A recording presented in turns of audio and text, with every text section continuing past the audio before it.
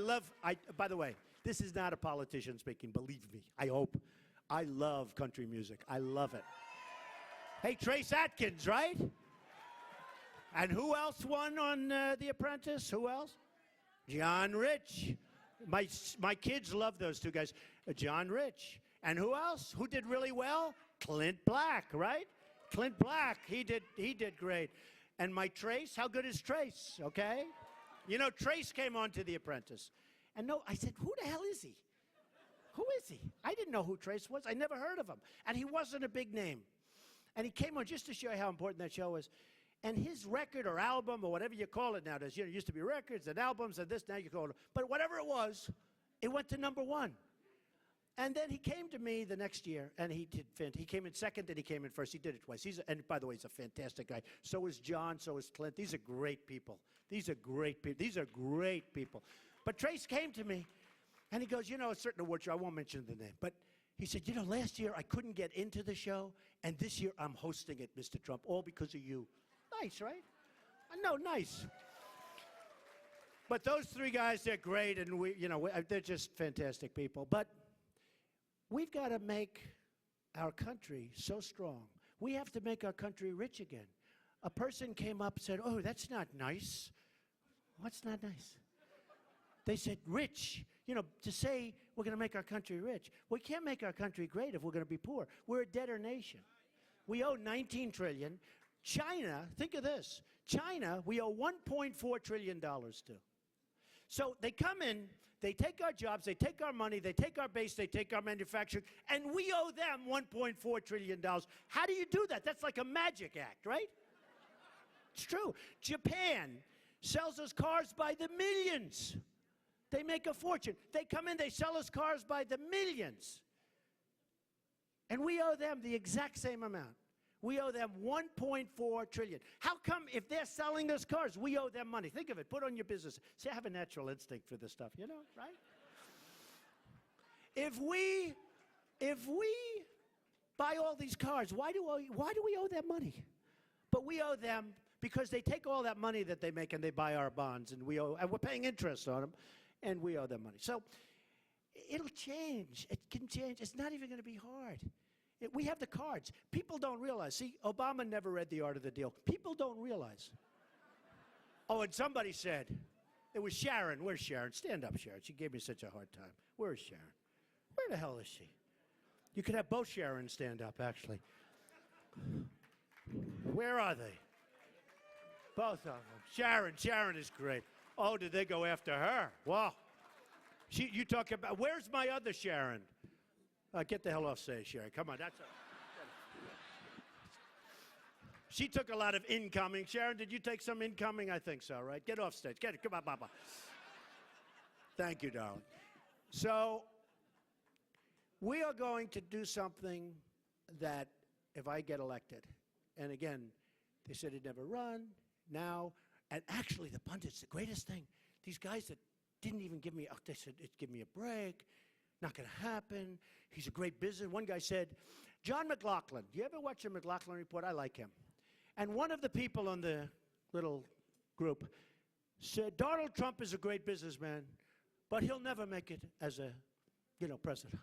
He'll never get elected. He'll never make it. And John McLaughlin, this crusty guy, who I like. I don't know him. I never met him, I don't think. But I like. He's sitting there, he goes, and he got angry. He goes, why wouldn't he make it? You tell me, why? He's been a tremendous success at everything he's done. I go all over the world. I see his name. I see his name all over. He's had great success. And he said, I think this is the word, he's a man of great achievement. Why wouldn't he make it?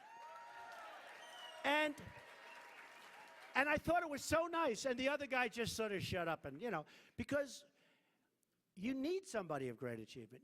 I produced tens of thousands of jobs over the year.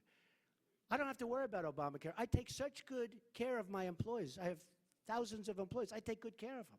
We have great plans. My employees are lucky. They hit the lotto, okay? But I take great care. Education and health care, and my people are very happy. But I've done this for a long time.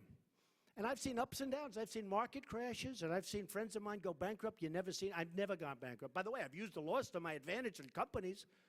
I buy a company, I throw it into a chapter, I negotiate with banks, I kill, And then they say, Trump goes bankrupt. These people, they don't have any. Now, when other people do that, when a Carl does it, or they do it all the time. I mean, they use it all the time. It's called using your head. It's called using the laws. I did a good job, didn't I, in the debate? When Chris Matthews so angrily said, and I do what every other great businessman does. I buy a company, one company was sort of interesting. A friend of mine had it, good guy. And the banks were just killing him. They were mean. And banks can be mean, right? You got to teach them how to behave, right?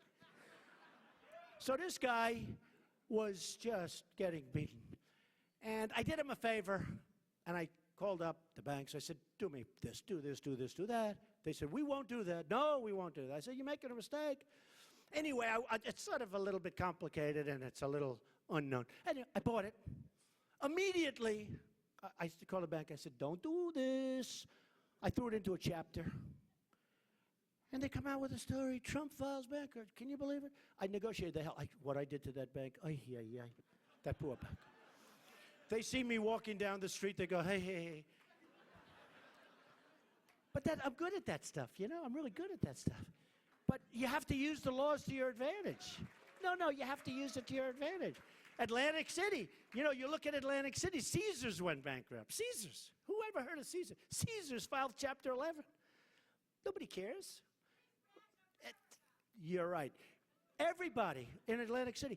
I had the good sense 7 years ago, and actually the financial media gives me great credit because I have a vision for things. I said, don't go into Iraq, even though I'm a very militaristic person. I said, don't go into Iraq.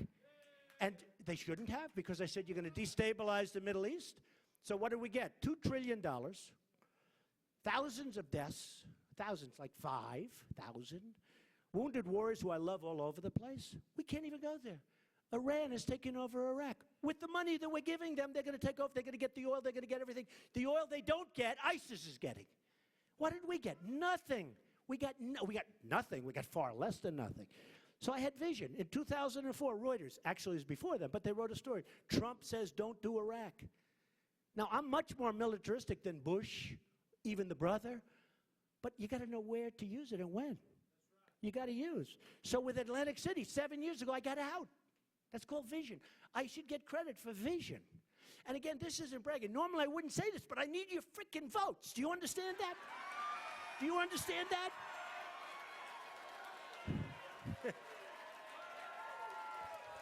I mean, normally I would.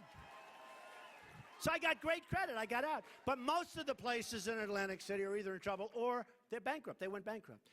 But I made a lot of money in Atlantic City. I had a great time in Atlantic City, but they asked me a nasty question. I gave a great answer. I think I solved it. Listen, we are going to do things that are going to make you so proud if I win. We are going to have victories again. We are going to win. In fact, last night in front of the audience, and I've never said this before, last night in front of the audience, I said, we're going to have so many victories. And then I said, we're going to win here. We're going to win on trade. We're going to win militarily in terms of not having wars, but just having such great strength that nobody's going to play with us. Nobody's going to mess with us. Okay? Nobody. And we're going to have victories. So many victories are going to be coming out of your ears. In fact, you may get tired of victories. You may not want any more. You'll get like, oh, and everyone stood up. No, we want to keep winning. If I win, we will have victories all over. We will win on trade. We will win on health care. We will win on everything. I will protect your Social Security without cuts. I will protect your Medicare and your Medicaid. We are going to have something that's so special. And you know, my whole theme is, and I'll say it once, we will make America truly great again. And thank you very much. Thank you, everybody. Thank you. Thank you very much. Thank you, man. All day long he's been holding. Thank you. Thank you very much.